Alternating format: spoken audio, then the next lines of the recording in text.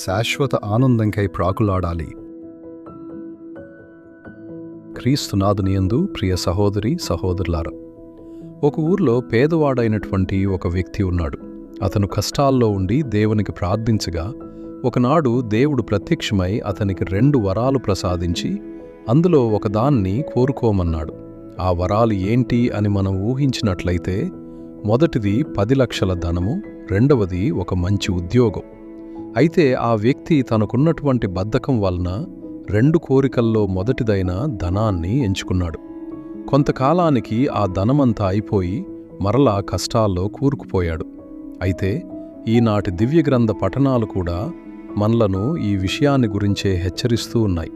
మన ఎంపికను గురించి మాట్లాడుతూ ఉన్నాయి. సువార్తలో మన సిలువను మనం మోస్తూ క్రీస్తుతో జీవించడమా, లేక ఆయనను త్యజించి మన వినాశనాన్ని మనం కోరుకోవడమా? ఏది ముఖ్యమో ఎంపిక చేసుకోమని, ఏది కావాలో కోరుకోమని దేవుడు మనలను ఈనాడు ఆహ్వానిస్తూ ఉన్నాడు. సాధారణంగా మనము శాశ్వత ఆనందం కోసం వెదకడం కంటే క్షణకాలం దొరికే సంతోషం కోసం ఆరాటపడుతూ ఉంటాం, కోరుతూ ఉంటాం. ఎందుకంటే ఈ క్షణకాల ఆనందం తర్వాత మరలా వచ్చేటువంటి కష్టాలను మర్చిపోతుంటాం. జీవితంలో నిజం ఎప్పుడు చేదుగానే ఉంటుంది, మందులు కూడా చేదుగానే ఉంటాయి. కానీ వాటి ప్రభావం మాత్రం మన జీవితంలో చాలా గొప్పగా ఉంటుంది. అదేవిధంగా విశ్వాస జీవితంలో కూడా దేవుని ఆజ్ఞలు పాటించి క్రీస్తు కొరకు జీవించడం కష్టంగానూ చేదుగానూ ఉంటుంది. కానీ దాని వెనుక మనకు దొరికే బహుమానం మాత్రము చాలా గొప్పగా ఉంటుంది. మనం మాత్రము క్షణకాల సుఖం కోసం మన ఇష్టానుసారంగా జీవిస్తే దాని వెనుకున్న బహుమానం చాలా కఠినమైనదిగా, భరించలేనిదిగా ఉంటుంది అని మనము ఆలోచించము. ఈ రాబోయే పరిణామాలను మనం ముందే ఆలోచించకుండా ఆ సమయానికి మనకు ఆనందం, అవసరాన్ని తీర్చే దానివైపు మొగ్గు చూపుతూ ఉంటాం.